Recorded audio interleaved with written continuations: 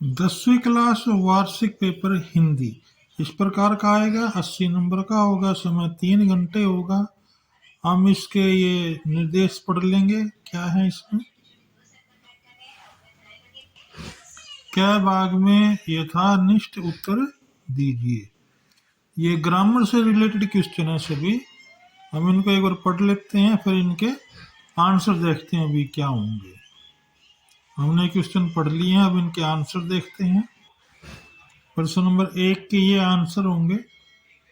जिस समास में दोनों पद के मध्य विशेषण विशेष या उपमान उपसर्ग का संबंध होता है उसे क्रमधारय समास कहते हैं।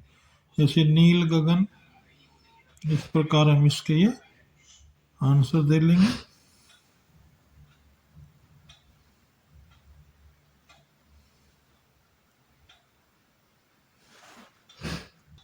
प्रश्न नंबर 2 में एक निबंध लिखना है, यानी प्रस्ताव लिखते हैं।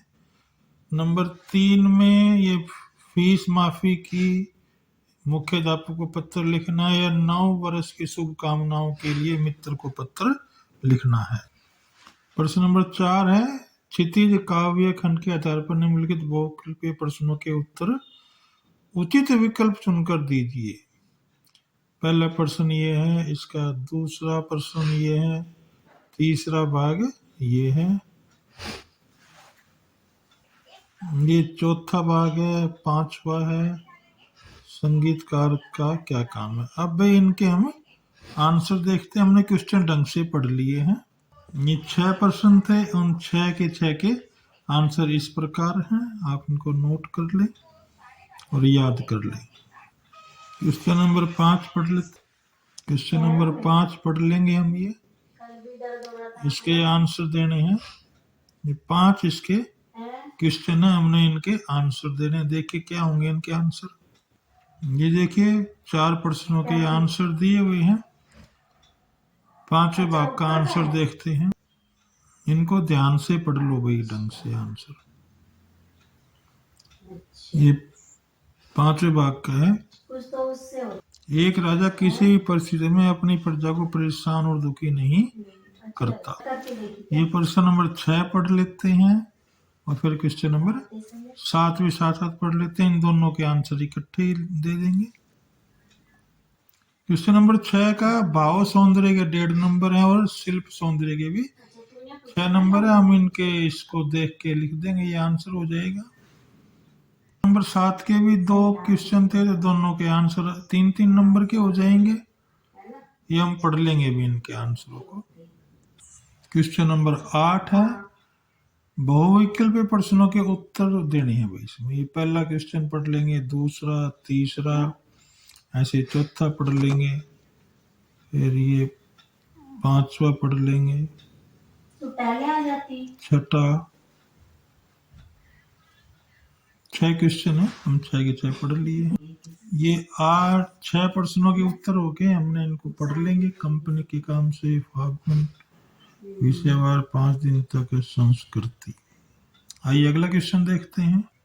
इस पैरा को पढ़ना है और इसमें से हमने 5 आंसर देने। आप इस पैरा को पढ़ लीजिए।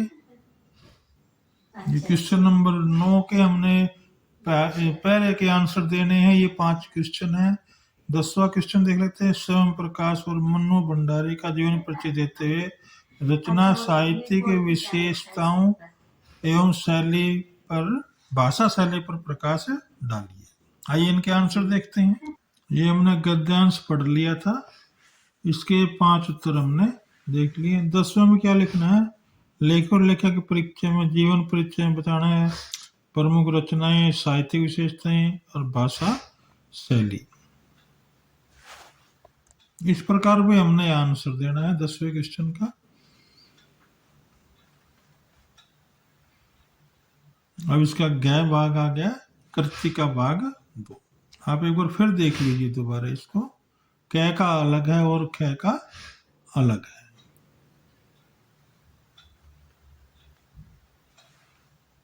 अभी हमने 11वें क्वेश्चन के आंसर देखे हैं।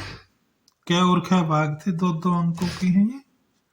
कृतिका भाग 2 के आधार पर निम्नलिखित किन्हीं 2 प्रश्नों के आंसर देने हैं। तीन तीन नंबर के हैं, ये 3 प्रश्न दे रखे हैं, इनमें से हमने 2 के आंसर देने हैं। देखिए ये क्या भाग का आंसर है, आप इसको पढ़ लीजिए ढंग से। ये क्या भाग का आंसर है भाई,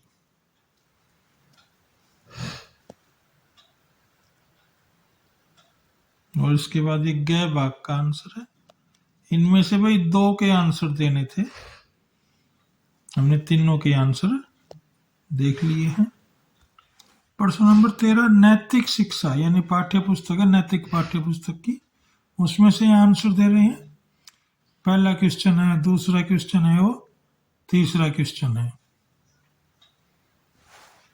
ये चौथा प्रश्न है और इसका ख भाग है, निम्नलिखित शक्ति का भाव स्पष्ट कीजिए।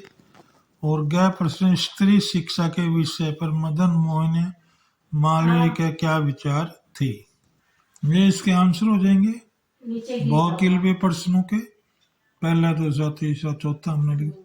ये ख भाग में हम इसके आंसर लिख सकते हैं इस प्रकार,